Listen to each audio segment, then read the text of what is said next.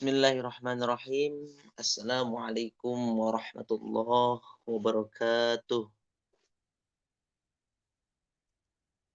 Alhamdulillahi rabbil alamin. Assalatu wassalamu ala asrafil anbiya'i wal mursalin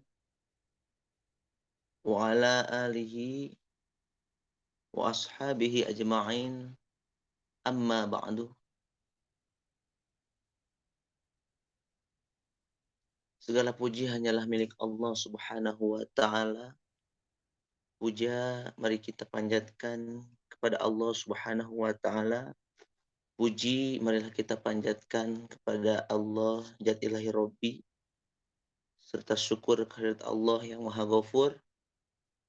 Shalawat beserta salam marilah kita limpah curahkan kepada baginda alam, pendobrak kebatilan, penjunjung keadilan, provokator revolusi dunia, Habibana wa Nabiyana wa Maulana Muhammad sallallahu alaihi wasallam, beserta sahabatnya, tabi'in dan tabi'atnya, semoga sampai kepada kita selaku umatnya. Amin ya Allah ya Rabbal alamin.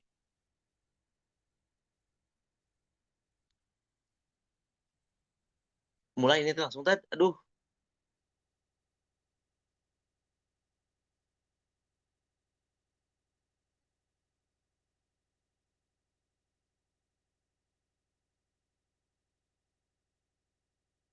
Oh. La mahabbata biduni ta'arufi.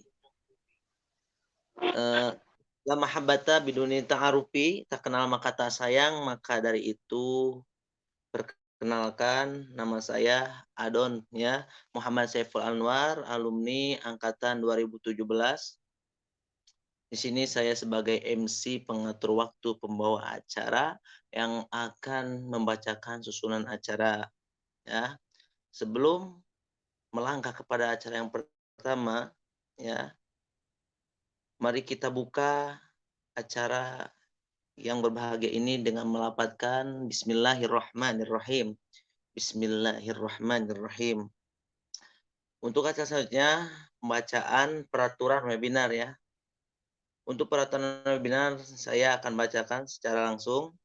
Bismillah, yang pertama, peraturan webinar tidak mengeluarkan kata-kata atau pertanyaan yang menyinggung secara personal atau kelompok yang menyinggung sara. Yang kedua, tidak keluar dari topik pembicaraan. Lalu yang ketiga, jika ingin mengajukan pertanyaan, agar segera langsung kirimkan pertanyaan kepada moderator atau langsung komen di bawah ya, setelah dipersilakan bertanya. Kemudian yang keempat, tidak boleh memotong pemateri yang sedang menjawab pertanyaan atau dengan pertanyaan baru, karena akan mengganggu fokus pemateri dan peserta yang sedang menyimak.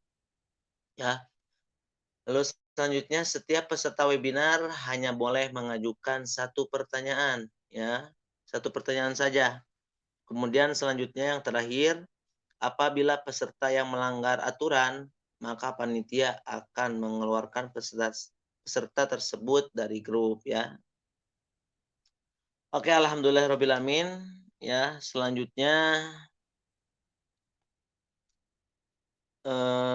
saya sebagai protokol pengatur waktu, langsung saja saya serahkan acara selanjutnya kepada moderator Al-Ustadz Pembayun Timurwanto. Waktu dan tempat kami persilakan.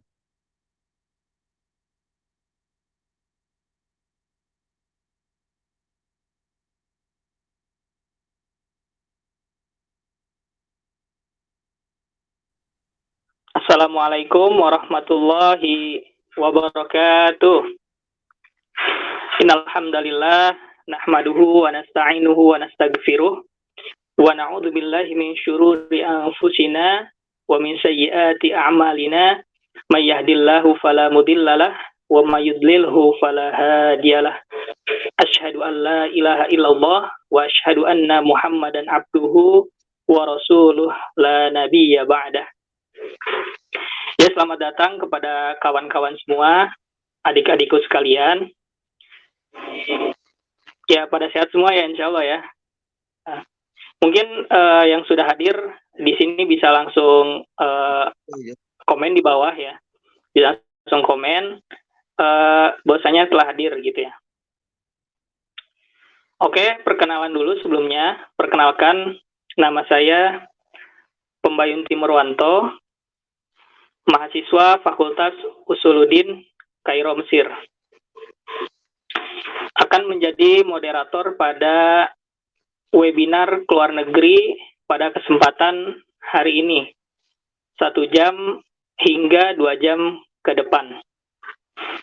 Dan telah hadir juga bersama kita Ustadz Samsul, ya, Ustadz Samsul ya, yang mungkin sudah familiar ya di Pondok Pesantren Darussalam juga, ya kalian sudah mengenal juga beliau ya. Gimana, sehat ya Ustadz Samsul ya?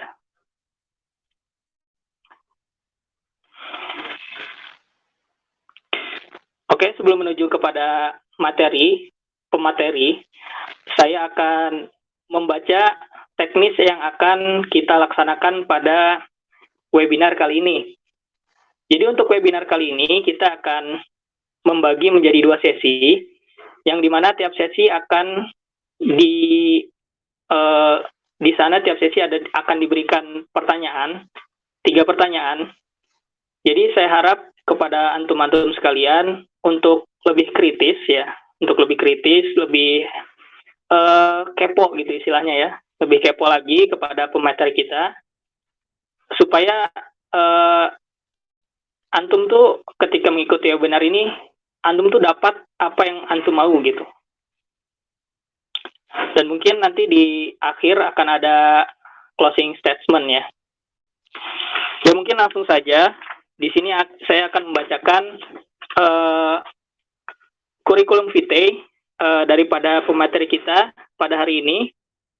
Nama Samsul Ihsan, tanggal lahir 12 Agustus 1999, domisili Tasikmalaya. Sekarang sedang kuliah di USIM, Universitas Sains Islam Malaysia ya, sedang kuliah di Malaysia. Pengalaman berorganisasi, Ketua PPD Masa Bakti 2017-2018, Ketua Khutbatul Arsy tahun 2017, Wali Kelas 1B, kemudian event organizer dalam acara ulang tahun Kuwait dan Khutbatul Arsy 2016-2018. Kemudian dari prestasi, ya karena ini prestasinya sangat banyak ya, Masya Allah sekali. Mungkin saya akan membacakan sebagian saja.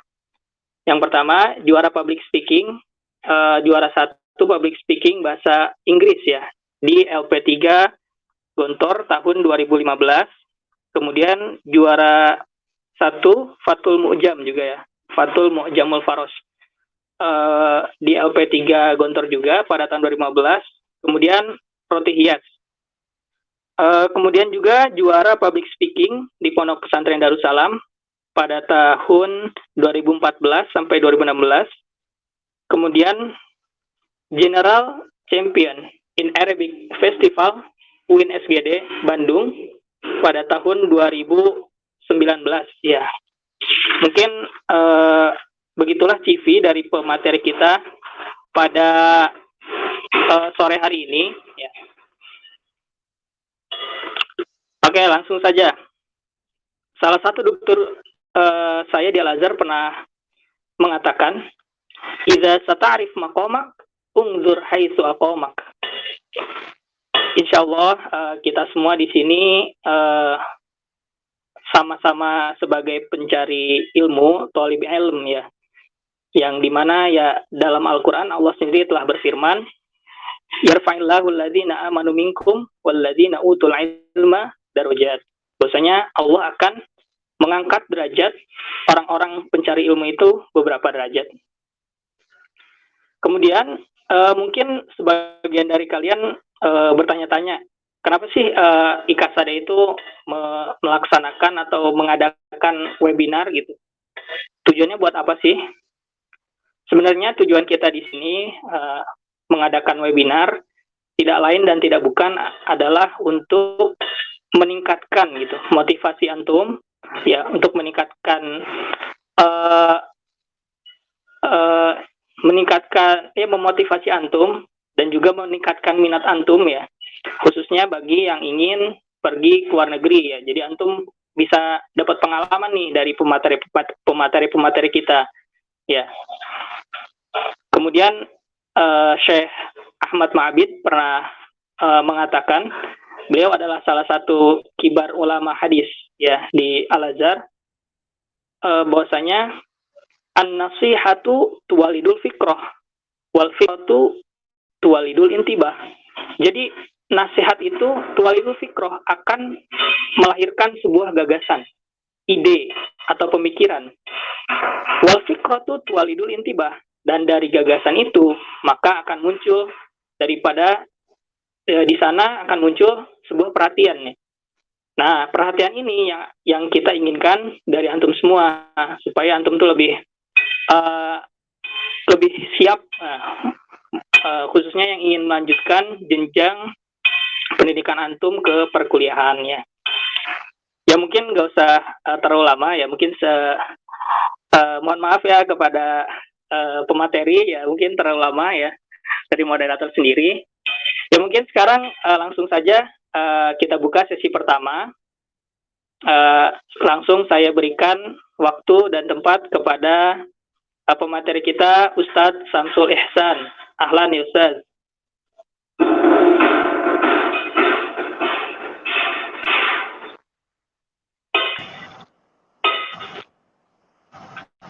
Bismillahirrahmanirrahim. Assalamualaikum warahmatullahi wabarakatuh. Alhamdulillahirabbil alamin. Wa bihi nasta'in ala umuri dunya waddin. Shalatu wassalam ala asyrofil anbiya'i wal mursalin wa ala alihi wa sahbihi ajmain. Amma ba'du. Alhamdulillah, praise be to Allah who has given us mercy and blessing until we can pay attention here in online meeting. Teman-teman sekalian, ini adalah meeting pertama saya dalam acara webinar ini, merupakan suatu kebanggaan tersendiri. Selaku pemateri, saya juga meminta terima kasih kepada para asatidz yang telah membantu untuk merealisasikan program ini, khususnya dalam hal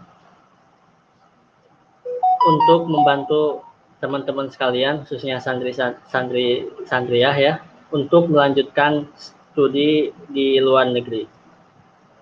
Langsung saja, karena tadi banyak waktu atau persiapan yang cukup melelahkan, ada beberapa kendala gitu. Di sini alhamdulillah saya akan menyampaikan tentang mengenal dekat kuliah di negeri sahabat. Teman-teman sekalian, judul yang saya ambil ini merupakan judul sederhana yang memang antum mungkin pernah berpikir bahwa Malaysia dengan Indonesia ini hampir sama. Kemudian kok mau gitu ke kuliah ke sini, padahal di negeri sendiri ada. Alright teman-teman, jadi Malaysia ini merupakan negara yang memang semi konstitusional. Kalau kita kan negerinya hukum ya, hukum kemudian presidensial, jadi oleh presiden. Kalau Malaysia ini sangat menarik sekali, negeri yang memang rumpun kita sama, tetapi perbedaan dalam hal atau kultur yang sangat menonjol gitu ya. Karena sedikit mengulas ini sebelum nanti saya sampaikan spesifik. Jadi di Malaysia ini, kalau kalau orang Cina misalkan atau orang India itu mereka diam di sini mengatasnamakan atau etnis ya, etnis Cina aja, bukan misalkan Indonesia. Kalau Indonesia kan Indonesia keturunan Cina, kalau Malaysia ya udah etnis India, Cina. Nah di sini juga alhamdulillah saya banyak teman gitu di kuliahan yang domisilinya atau etnisnya Cina, India, bahkan juga Bangladesh. Oke, next selanjutnya Ustadz Robi atau slider. Next slide. Nah ini fakulti yang alhamdulillah saya bisa keterima di fakultas ini, ekonomi, khususnya administrasi ekonomi ya, karena itu umum fakultas ekonomi. Teman-teman, kalau melihat dari perekonomian Malaysia dengan jumlah penduduk kurang lebih 30 juta orang, itu melebihi ekonominya dengan Indonesia. Itu yang membuat saya menarik untuk kuliah ke sini, khususnya di bidang ekonomi. Jadi ada suatu interest atau ketertarikan tersendiri yang mana sebelumnya saya terheran-heran ketika mendapatkan offer letter kuliah ekonomi ini. Ternyata di global era sekarang, khususnya Malaysia sebagai pionir dalam mengadakan de-dolarisasi. Artinya Malaysia meskipun Tun Mahathir Mohamad, Perdana Menterinya sudah lengser, tapi mempunyai gagasan untuk membuang dolar menjadi dinar. Itu yang akan menjadikan economic growth, akan tumbuh spesifik untuk negara-negara muslim. Telah disampaikan oleh mantan PM Perdana Menteri Malaysia itu bahwa Malaysia sudah punya simulasi untuk itu. Nah ini fakultas ini saya berada di USIM alhamdulillah dengan kondisi dan lingkungan yang kemungkinan bakal membantu untuk hal itu ya. Next.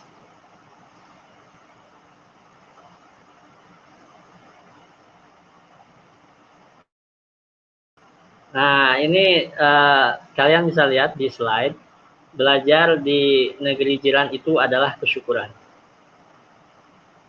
Well teman-teman sekalian, bersyukur itu harus sebagai tanda kita bisa melakukan atau merealisasikan wujud mimpi kita.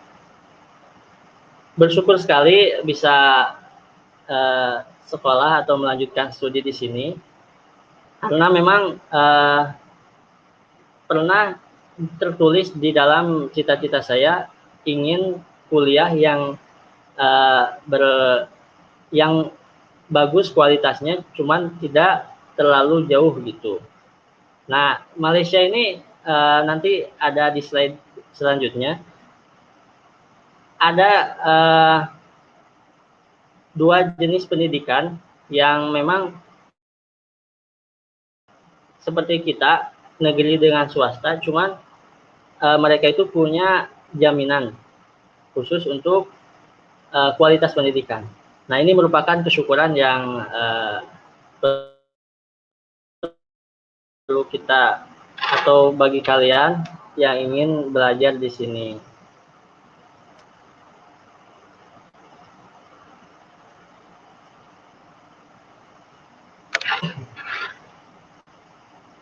Overview, why study in Malaysia? Ini merupakan opening dari yang mana nanti akan Ana sampaikan kepada kalian melalui beberapa slide selanjutnya.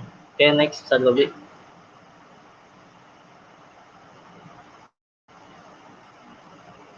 Nah, ini overview pertama dari kuliah di Malaysia ini. Yang pertama, kualitas pendidikan bertaraf internasional.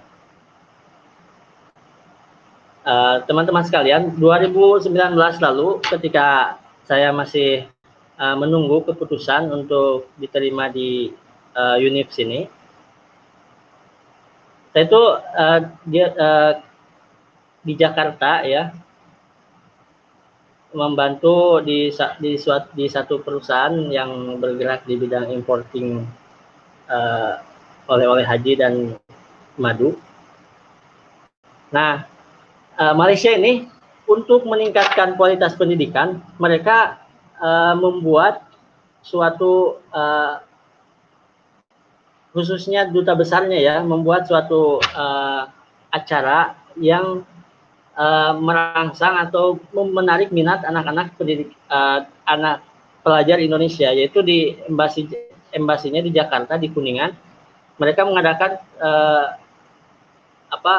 open recruitment gitu ya untuk kuliah di Malaysia. Karena kalau banyak orang luar yang studi di suatu universitas, berarti itu kualitas pendidikannya ingin ditaikkan di internasional. Dan perlu kalian ketahui bahwa di sini itu seimbang antara kalau nggak salah 49% orang asing, 51% orang Malaysia, rata-rata di tiap universitas gitu. Termasuk di universitas saya. Jadi foreigner-nya atau mahasiswa asingnya sangat banyak sekali, dan itu cukup interest gitu ya. Daya saingnya menjadi lebih ketat. Kemudian kultur shock yang hampir sama. Nah, ini juga yang menjadi bahan kita untuk menelaah lebih lanjut karena yang menjadi salah satu kendala bagi mayoritas pelajar untuk studi abroad atau keluar melanjutkan pendidikan ke luar negeri itu adalah adaptasi budaya. Ya, karena Malaysia merupakan satu rumpun, maka tidak akan susah untuk culture shock. Bahkan kita ini karena satu rumpun, kalau kitanya fan kemudian kain orangnya, misalkan mereka itu bakal seakan-akan keluarga. Nah, jadi dianggap keluarga. Ya, Malaysia dengan Indonesia kita saudara gitulah. Jadi ada potongan harga atau apa gitu kan ya, karena kalau ke foreigner lain memang agak mahal. Soalnya apa? Soalnya salah satu growing up ekonomi itu ditaikannya harga atau pajak bagi negara asing. Tapi untuk Indonesia karena memang PS kemudian bicara hampir sama, jadi kadang-kadang kalau kita ke tempat makan atau ke rumah makan yang biasa, jadi suka seru aja gitu ya, jadi dianggap keluarga. 3, belajar mengenal negara federal. Nah, ini menarik sekali bahwa negara yang federal konstitusional ini sangat harmonis gitu ya istilahnya. Karena apa? Karena dengan sistem seperti ini pertumbuhan atau daya kesejahteraannya nyata gitu ya. Terbukti sekarang dengan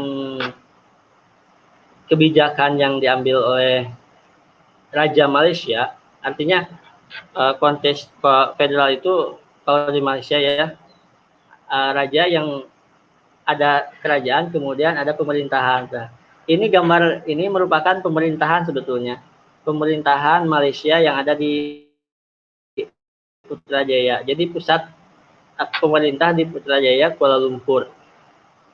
Nah, raja yang mengatur pemerintah, yang memilih pemerintah. Jadi ada kolaborasi gitulah. Sehingga apa? Sehingga positif impact-nya sami'na wa ta'na gitu ya, kalau istilah kita. Terbukti alhamdulillah kita di sini disubsidi selama lockdown, khususnya orang Malaysia itu bagi yang sudah berkeluarga itu dikasih sekitar, kalau dirupiahkan ya, currency-nya itu sekitar 6 juta per bulan. Itu untuk bagi yang punya 3 anak. 1, 2, 3 anak gitu. Pelajar itu sekitar 2,5 juta. Ya, cuman saya mungkin universitas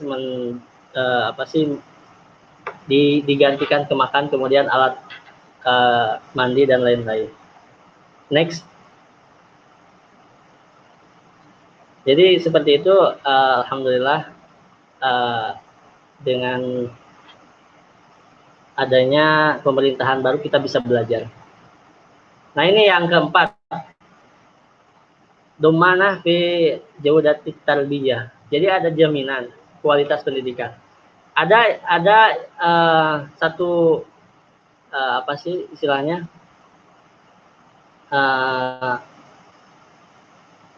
Tools atau suatu, kalau di sini QFP kalau nggak salah. Jadi itu suatu survei yang menjamin kualitas pendidikan. Nah, ini atensi atau perhatian Menteri Pendidikan Malaysia sangat serius dalam hal ini. Jadi tiap kemarin juga UNIF gara-gara ada pandemi ini harus membuktikan kualitasnya. Salah satunya adalah Fakultas Kedokteran. Ya, jadi Fakultas Kedokteran itu karena pandemi ini bisa apa gitu ya? Apa jaminan dari universitas bisa seperti itu? Nah, jaminan mereka apa? Dari Fakultas FQP itu kedokteran, mereka membuat semua alat untuk mencegah pandemik ini, termasuk hand sanitizer, kemudian baju pelindung, kemudian masker yang terbuat dari seperti kaca gitu ya, yang di printing out. Nah, itu jadi setelah ada jaminan harus ada bukti kualitas pendidikan. Itu merupakan bagus kalau mungkin di Indonesia juga diterapkan seperti itu, sehingga ada rasa tanggung jawab universitas untuk mencetak atau mendidik anggota pelajar-pelajarnya untuk bisa maju. Nah, nomor 5, negara multikultural. Multi itu berarti lebih dari 2. Artinya di sini itu ada etnis 4 kalau nggak salah. Yang pertama Melayu, kemudian Cina, ke India, dan ada etnis Putra. Putra itu jadi mungkin Melayu banget gitu ya kalau istilah kita.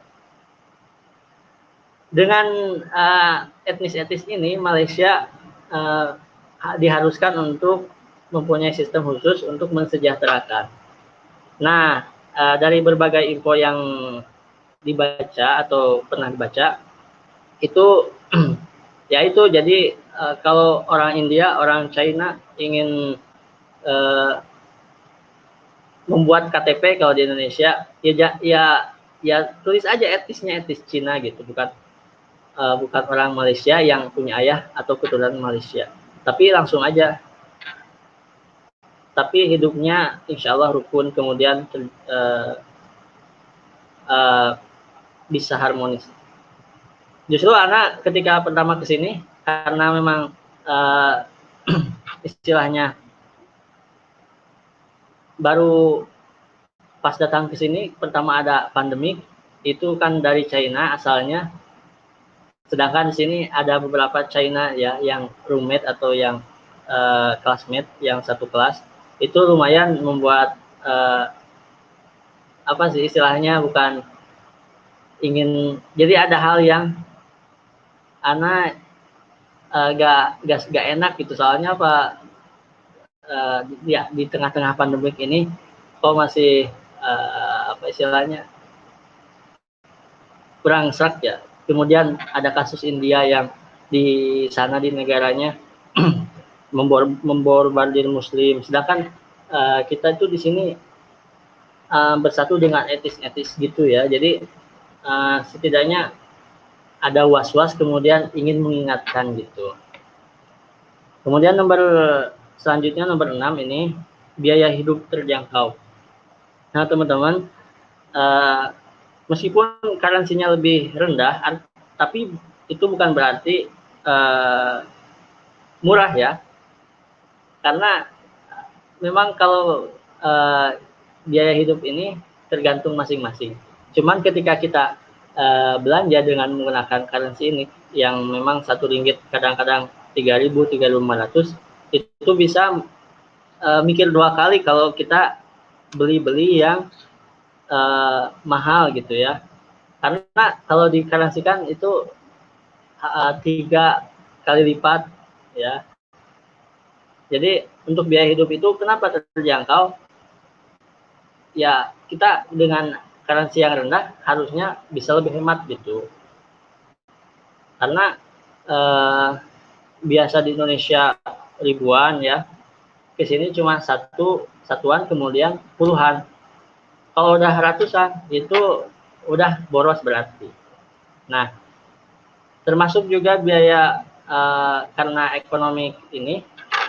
Jadi untuk yang lebih disukai ini di sini mobil daripada motor. Mobil itu di sini bahasa Malaysianya kereta. Jadi mereka ini lebih baik menggunakan mobil atau lebih banyak membeli mobil daripada motor gitu. Next. Jadi itu next.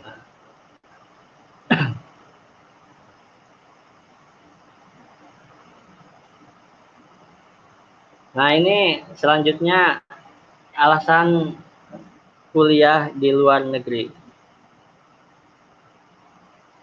Setiap ada kemauan pasti ada alasan. Nah, itulah kenapa ingin disampaikan kepada kalian ya secara pribadi kenapa alasan ingin kuliah di luar negeri. Pertama, ingin mewujudkan mimpi. Mimpi itu laksana suatu hal yang harus diwujudkan. Nah, dengan keluar negeri, kalau kalian punya inisiatif keluar negeri, meskipun hanya terbesit sekali, itu harus artinya harus diwujudkan gitu. Kemudian nomor 2, memperluas jaringan. Nah, ini global networking bahasa Inggrisnya. Jadi kalau kita stay at home atau masih di negeri itu kan teman-teman masih orang Indonesia.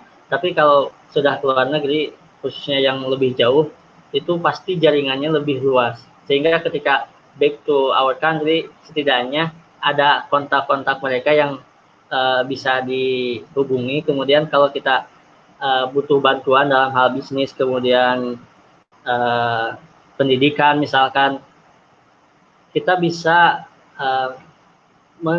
memperluas jaringan atau berkolaborasi. Kemudian 3, menambah wawasan. Otomatis dengan kuliah di luar negeri ini, wawasan kita semakin luas, ya, karena setiap negara itu beda sistem pendidikan. Ya, kalau di sini ada istilah integritas nakli of akli. Jadi itu yang menariknya. Jadi ada suatu khususan untuk menyeimbangkan antara kecerdasan akal dan nakal ya. Gitu. Terutama yang lebih jauh teman-teman atau asatid kita yang di Mesir kemudian Turki itu pasti wawasannya lebih bagus.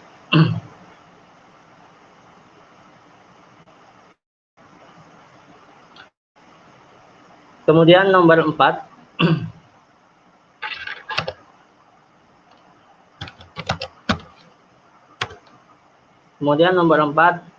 mengetahui budaya. Nah, budaya selain nomor 4, memaksimalkan waktu. Nah, waktu itu cepat ya, bagaikan pedang ya. Kalau kita tidak memanfaatkannya pasti akan melukai kita gitu ya. Nah, meskipun kita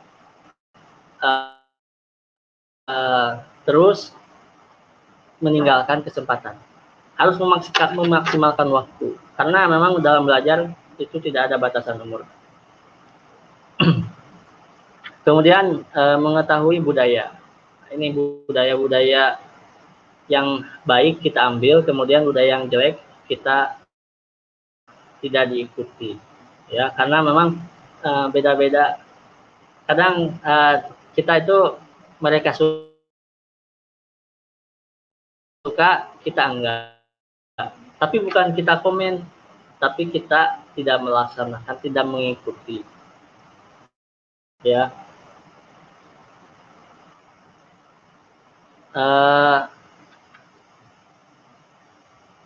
Memahami bahasa. Bahasa itu praktis ya, tapi kalau kita ke luar negeri, kita itu secara tidak langsung belajar bahasa mereka.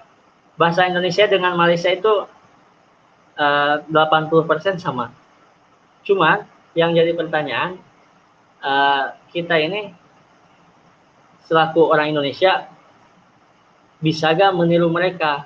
Karena kalau kita tahu ya, seperti yang kita alami, khususnya saya dulu, ketika kita misalkan bisa bahasa Arab, kemudian kita praktekkan di depan orang Arab, otomatis ekspresi mereka bakal Masya Allah, kemudian ya jadi tahmid gitu ya. Nah, orang-orang Malaysia juga sama, ketika kita menggunakan logat mereka, mereka itu akan bangga gitu ya. Karena apa? Karena ada hal-hal samar yang lucu gitu ya. Kalau kita bisa memahami bahasa mereka. Karena tidak 100% bisa, cuma ketika kita mempraktekkan pasti kita ada sedikit ditertawakan. Tapi setidaknya kita paham. Karena apa? Karena kita ingin. Kemudian nomor 7, melatih potensi diri. Nah, ada istilah di pondok yang Ana tulis dulu dari bahasa, di potensi reach achievement. Artinya gali potensi kemudian raih prestasi. Nah, dengan kuliah ke luar negeri ini secara tidak langsung kita diharapkan untuk menggali potensi diri. Ya, potensi kita ini harus digali. Karena apa? Karena kita yang tahu, ya, bukan orang lain. Ketika kita punya potensi misalkan dalam hal debate, kemudian muhadharah, ya kita harus mengembangkan itu. Cari kesempatan, kemudian maksimalkan. Karena dengan kita tahu potensi diri, kita akan menambah kepercayaan atau jati diri kita. Nah, bedanya dengan di Indonesia, kalau di luar negeri itu kan daya saingnya lebih, maka potensi untuk mengambil atau melatih jati diri, potensi dirinya lebih tinggi lagi, lebih menantang. Jadi lebih prefer gitu, lebih interest, lebih menarik. Next.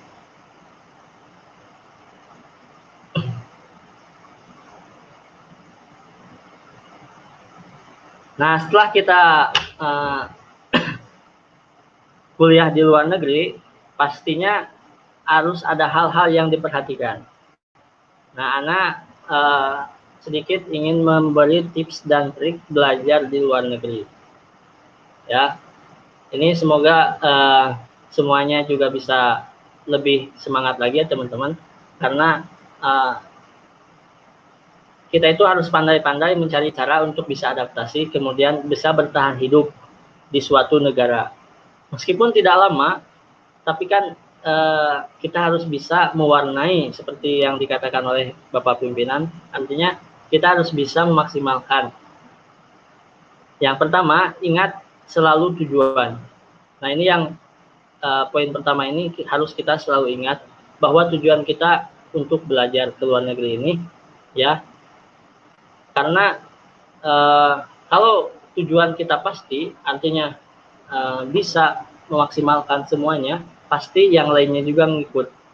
Ya, ingat tujuan bukan berarti semuanya monoton harus belajar. Artinya meskipun di pertengahan atau pada kenyataannya kita ada kendala, tapi setidaknya kalau kita ingat tujuan, pasti kita akan menuju ke tujuan tersebut. Kemudian kedua, ingat kamu tidak sendirian. Nah, kawan-kawan semua, secara pribadi saya kuliah di sini memang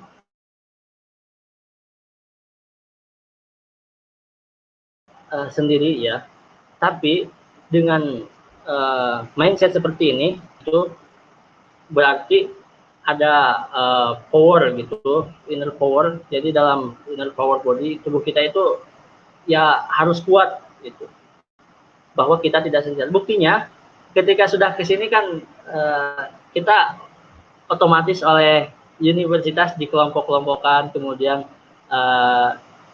disatukan, maksudnya dipisah, cuman disatukan, dipisah negara-negaranya, kemudian disatukan.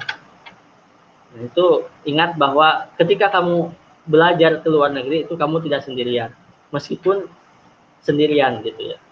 Jadi banyak orang yang memuliakan pelajar itu, termasuk Allah juga kan, yarfa'illahul ladzina amanu minkum walladzina utul ilma darajat. Jadi pelajar itu mulia lah, tidak jangan ragu untuk jangan khawatir kalau sendiri. Kemudian 3, bergaul dan berbaur. Nah, ini dua kata yang disatukan. Bergaul ya kita harus bersosial dengan yang lain, jangan harus enjoy lah orangnya, jangan mudah tersinggul, bergaul aja, karena itulah dengan bergaul itu sebetulnya refreshing terhebat itu bergaul. Kemudian berbaur. Apa itu berbaur? Ya, meskipun kita punya roommate, classmate, tapi kan kita sosial kita lebih besar, maka berbaur dengan yang lain. Kita saling membutuhkan semuanya pasti, ya. Meskipun kita sudah di kelompok-kelompokan, tapi contohnya di satu fakultas, kemudian di kelas-kelas. Nah, bukan berarti kita tidak belajar ke fakultas lain. Kita juga tetap harus berbaur. Kemudian nomor 4, mengikuti kegiatan non formal. Nah, maksud non formal ini banyak sekali kegiatan-kegiatan di universitas, biasanya fakultas-fakultas mengikuti perlombaan, itu senantiasa kita ikuti ya, karena banyak manfaatnya. Nah, sayangnya untuk semester pertama anak pribadi sudah mengikuti beberapa kegiatan perlombaan, cuman di cancel gara-gara pandemi. Tapi itu merupakan terbaik mungkin, cara terbaik, di cancel semuanya. Kemudian 5, menghadiri kegiatan formal. Nah, ini kegiatan formal maksudnya kegiatan yang memang suka dihadiri oleh tokoh-tokoh besar, artinya oleh mereka yang sudah punya pengalaman lebih, seminar-seminar kayak gitu. Kadang kita malas, misalkan padahal itu cuma di gedung aula, misalkan di kanselar, ya hadir aja gitu, apalagi kalau free atau apa. Setidaknya kita bisa mengambil cerita atau pengalaman dari orang-orang yang telah selesai, yang telah sukses. Ya, jadi kegiatan formal juga sangat-sangat penting, meskipun kita jenuh atau apa. Kemudian nomor 6, membagi waktu. Well, teman-teman, quality time itu sangat penting. Karena apa? Karena dengan kita bisa membagi waktu, itu seakan-akan waktu itu terasa cepat, bermanfaat. Nah, kalau kita sudah terbiasa membagi waktu, itu jadi setiap hari itu terasa new day gitu ya. Setiap every day is new day. Jadi setiap hari adalah momen baru atau hari yang baru. Nah, karena anak jujur dari pondok juga sering men-schedule, kemudian membagi waktu kapan harus workout, kemudian kapan harus weekend atau jalan-jalan atau apa ya. Belajar pasti itu termasuk. Kemudian jangan malu untuk maju. Terakhir ini kalau ada hal atau mindset atau gagasan dari kita untuk suatu kemaslahatan, maka jangan malu untuk mengungkapkan. Karena apa? Karena itu kalau kita pandang baik, kemudian orang lain juga menilai baik, maka nantinya akan maju, ya. Oh, ini ada hal-hal janggal misalkan dalam hal pelayanan, kemudian pergaulan, ya kita ungkapkan saja bahwa kita ini tidak suka. Kita ungkapkan bahwa kita ini punya saran begini loh untuk supaya kita bisa lebih maslahat. Jadi meskipun di negara luar itu kita bagaikan tamu yang dihormati. Jadi ya kita ungkapkan sesuai kebaikan yang kita pahami gitu. Jadi jangan malu untuk bertanya karena nanti bakal sesat di jalan seperti itu teman-teman. Kemudian next.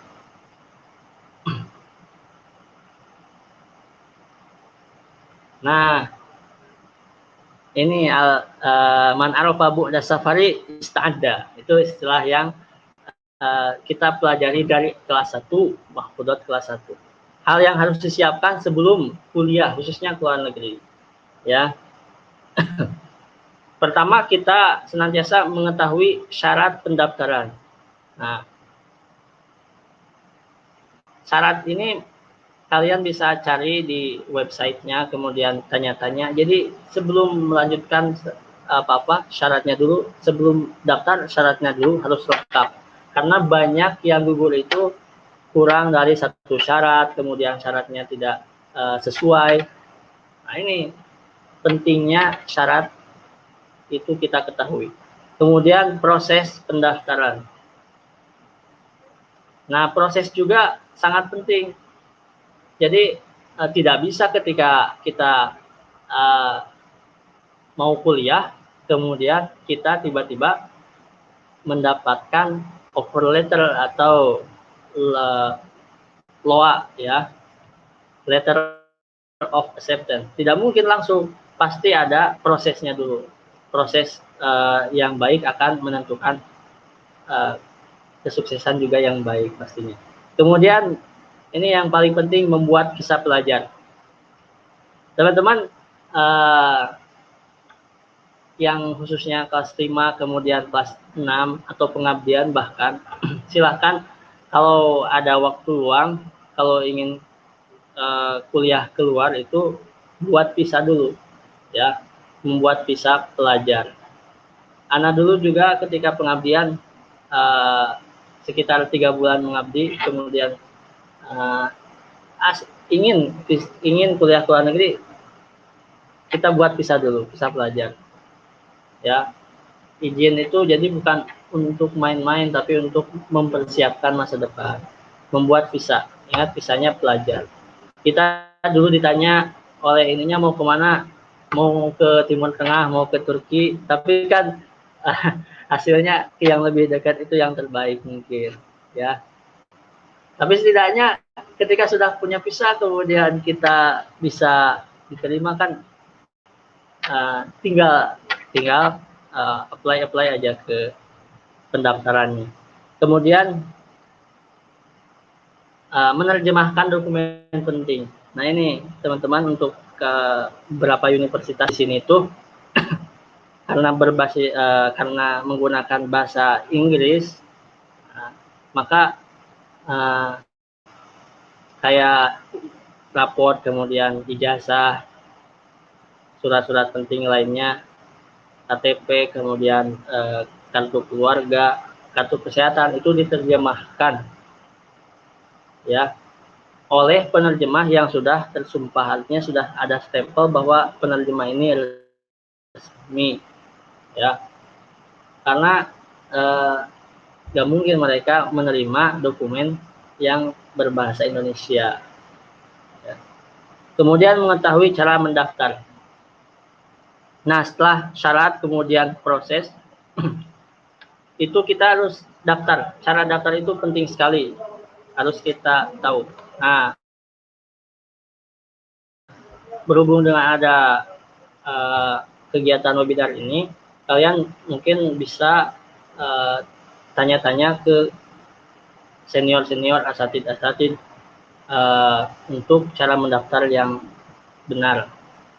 Kemudian mencari beasiswa secepat mungkin. Nah, kalau sudah semuanya dokumen ada, kemudian semuanya sudah siap ya, otomatis beasiswa itu di depan mata ya. Kita tinggal menyerahkan aja berkas-berkas, kemudian kita menjadi berlomba-lomba dalam menggapai beasiswa ya. Oke, next.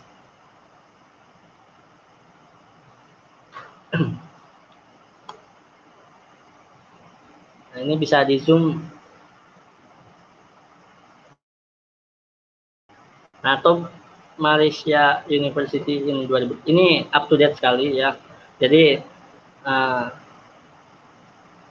Top Malaysia University ini yang masuk ke 1000 top rank world ya. Jadi yang memang sistemnya bagus itu yang paling awal itu University of Malaya. Kalau di Indonesia mungkin UI ya, UI-nya. Itu Masya Allah employed-nya atau para mahasiswanya kalau lulusan sana pasti langsung kerja ya, karena memang apa sih istilahnya purpose-nya atau tujuannya itu tujuan universitas itu employed-nya. Jadi kalau di sini itu untuk meyakinkan minat masuk ke suatu universitas itu di bus atau di bus ya, itu ada tulisan jadi alumni yang sudah sukses itu berapa persen dari sekian persen gitu ya. Jadi alumni yang sudah kepercayaan masyarakat kepada universitas, jadi dipublikasikan gitu di bus kemudian di pelang-pelang gitu. Lumayan sih itu meyakinkan kita. Jadi kalau dengan gitu berarti kita ketemu dengan orang-orang yang mahasiswa dari lulusan itu, kita setidaknya ingin gitu, meskipun nggak tahu, tapi kalau udah tahu beritanya dari media-media seperti bus tadi, pasti kita lebih segan gitu. Oke, next.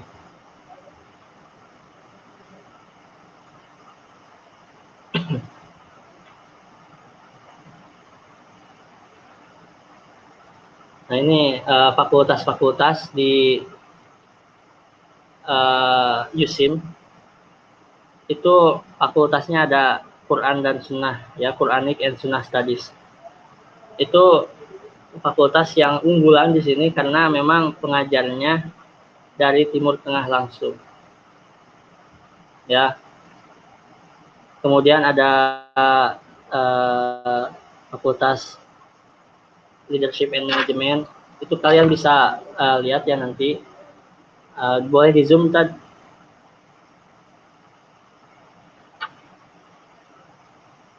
Lihat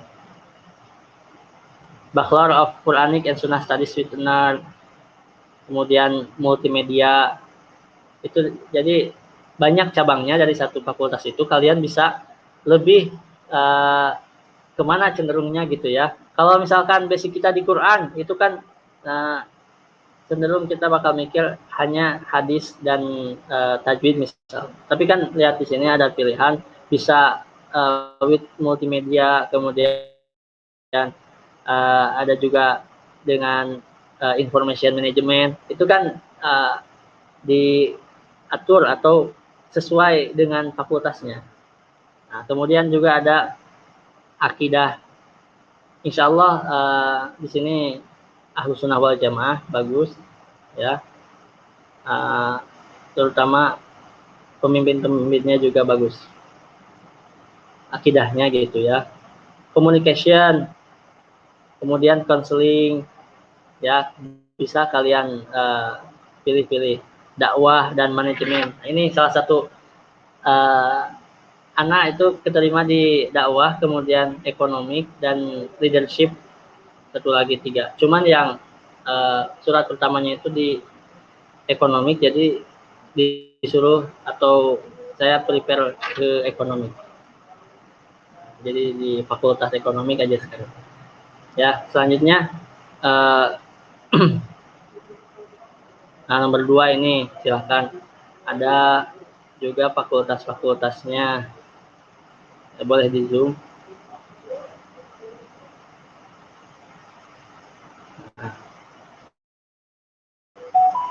Fikih dan fatwa, fikih juga ada kan ya, syariah. Nah di sini yang syariah itu, yang khususnya yang syariah undang-undang itu sudah famous, jadi nanti pasti jadi hakim gitu ya. Kalau yang juga bagus, corporate, Islamic banking. Ini loh, di sini tuh menggunakan Islamic banking. Kalau di Indonesia itu yang trust, itu yang terpercaya kan BCA. Kalau di sini yang paling dipercaya atau banyak nasabahnya itu adalah alhamdulillah dari Islamic banking, termasuk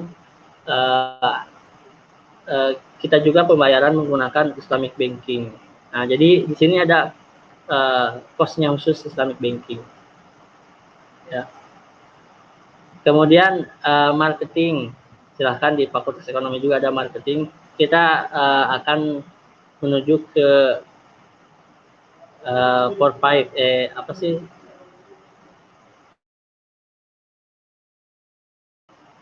4-5-0 gitu ya. Sudah harus sesuai dengan zaman dalam hal bisnis, kemudian ekonomi. Itu kalau di Indonesia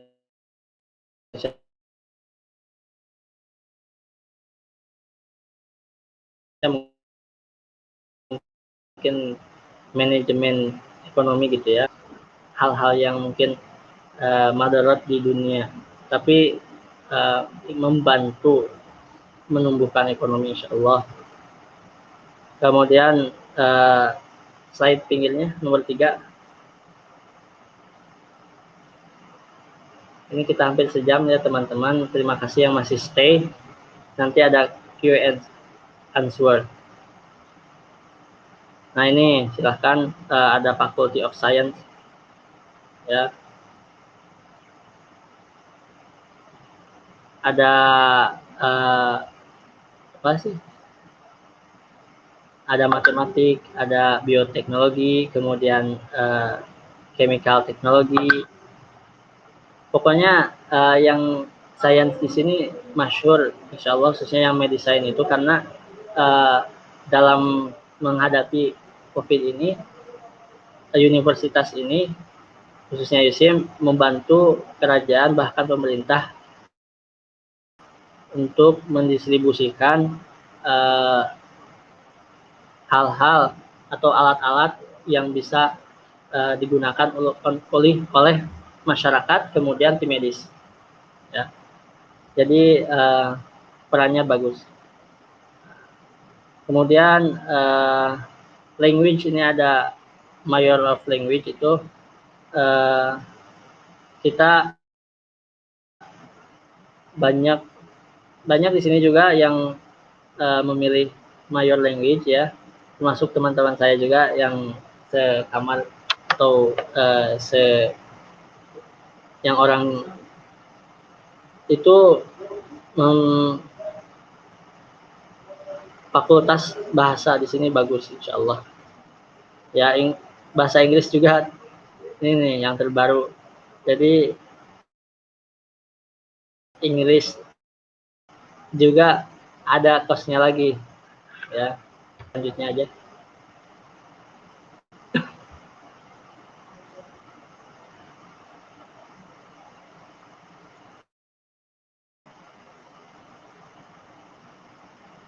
Nah, ini beberapa perbandingan dasar antara kita ya selaku negara sahabat dengan negara tetangga kita ya. Yang pertama dari jumlah penduduk, boleh di zoom. Nah, ini ternyata populasi kita itu dengan negara Malaysia ini memang berbeda jauh ya. 267 juta berbanding 32 juta. Maka ya Indonesia itu negara yang sangat besar sekali yang harus dipimpin oleh pemimpin yang betul-betul bagus ya supaya sejahtera. Nah, ini mungkin Malaysia hanya 32 juta sehingga rakyatnya bisa sejahtera. Meskipun sih ada beberapa juga yang seperti di Indonesia lah, ada yang perlu bantuan banget gitu. Tapi di sini tiap bulan katanya masuk ke banknya masing-masing. Kemudian pinggirnya samping kirinya itu kalau nggak salah perbandingan pendapatan barel ya dalam ini mineral fuels oil minyaknya Indonesia dengan Indonesia. Ini yang anehnya itu di sini sebetulnya karena Indonesia besar cuman pendapatannya lebih sedikit ya dalam hal ekspornya. Malaysia itu minyak di sini tuh Petronas namanya, itu memang mendominasi ekonomi Malaysia. Dari sanalah Malaysia mendapatkan mensejahterakan rakyatnya. Kemudian bawahnya kita percepat aja ya, soalnya tadi juga udah telat. Nah, ini makanan. Oh, ini negara. Mayoritas ya. Alhamdulillah di Malaysia juga masih mayoritas Muslim, sehingga kita merasa aman ya. 61% Muslim Islamnya. Kemudian di Indonesia lebih banyak lagi 87%. Ya, dengan itu kita tidak akan jauh berbeda kultur shocknya dengan Malaysia ya. Kemudian makanan yang khasnya. Nah, ini yang perlu. Nah, ini ternyata Indonesia ini terkenal dengan rendang ya. Kalau di sini Penang asam laksa itu sebetulnya saya pernah nyoba cuman tidak suka gitu, soalnya rasanya mungkin ada asam gitu ya. Kalau di Indonesia rendang pasti semuanya suka lah, apalagi mau lebaran pasti orang tua di rumah buat rendang ya. Itu ternyata Penang asam dan rendang yang terkenal di dunianya. Kemudian next slide.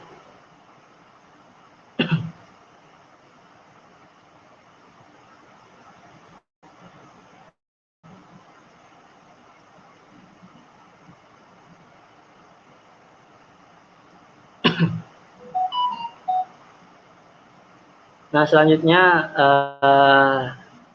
teman-teman, suatu negara itu juga dinilai dari pertahanannya ya. Masuk Indonesia itu merupakan militernya bagus ya, lebih banyak daripada Malaysia memang, dan lebih bagus Indonesia sebetulnya. Singkatannya TNI atau TNI dengan ITM. Jadi kalau ke sini kalau bilang ATM itu bukan untuk ngambil uang ya maksudnya, tapi itu ke militernya ATM. Ya personelnya lihat Indonesia 360.000, Malaysia cuma 460. Next sampingnya.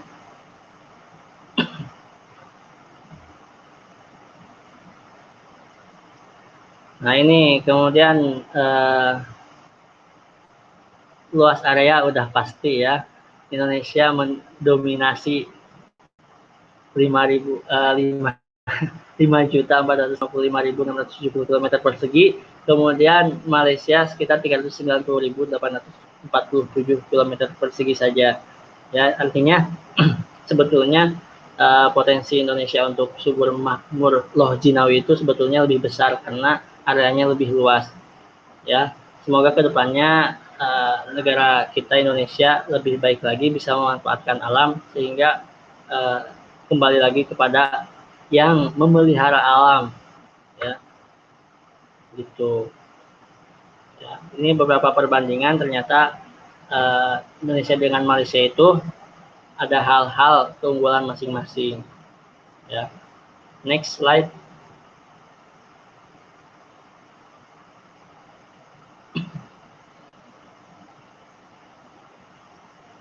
Nah ini sedikit kata-kata dari Ana ya untuk teman-teman sekalian bahwa la tahsya dunyaka innallaha kafiluha.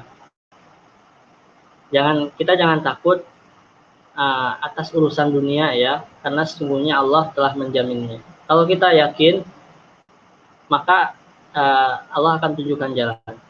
Kalau kita sudah berusaha berikhtiar, maka kita tawakal bahwa dunia itu akan mengikuti. Khususnya kalau kita memikirkan akhirat, tujuannya akhirat, pasti dunia juga pasti kita capai gitu ya. Itu saja, mungkin udah 1 jam. Silahkan pertanyaan. Kembali ke moderator.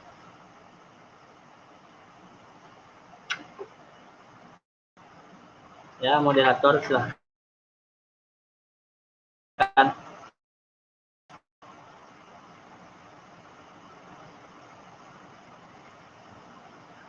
Atau ke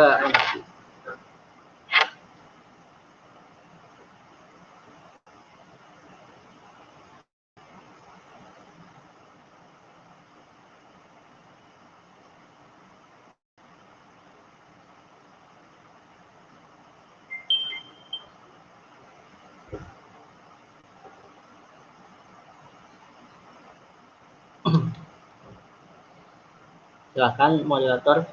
Ini moderatornya mungkin sedang persiapan takjil.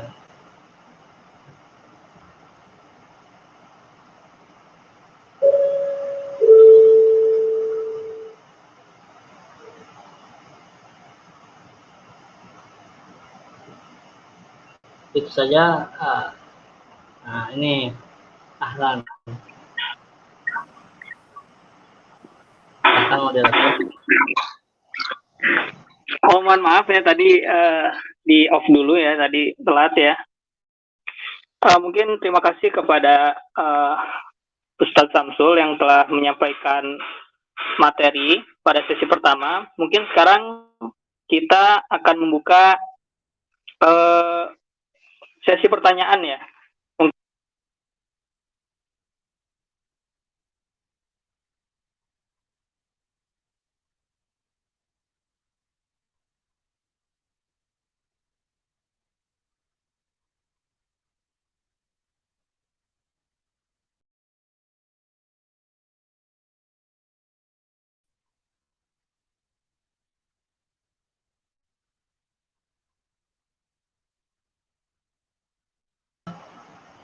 Gimana?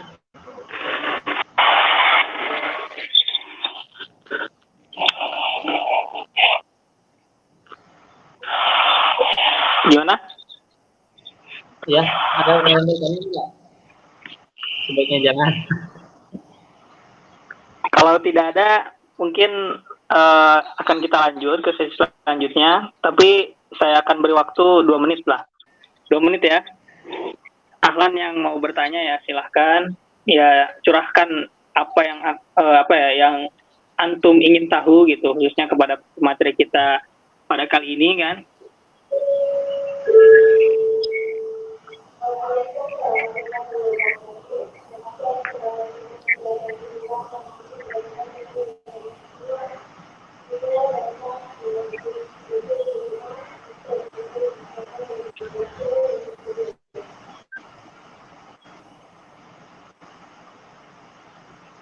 Sudah kayaknya di Indonesia jam berapa sih? Di Indonesia kayaknya udah jam berapa ya? Jam 5 kayaknya. Iya, mungkin udah siap-siap Mungkin udah takjil. udah pada siap berbuka ya. Oke, gimana Ustaz Samsul, kita lanjut aja. Sukses selanjutnya. Ya, silahkan aja langsung di break. Oke, karena tidak ada pertanyaan, maka akan kita lanjut.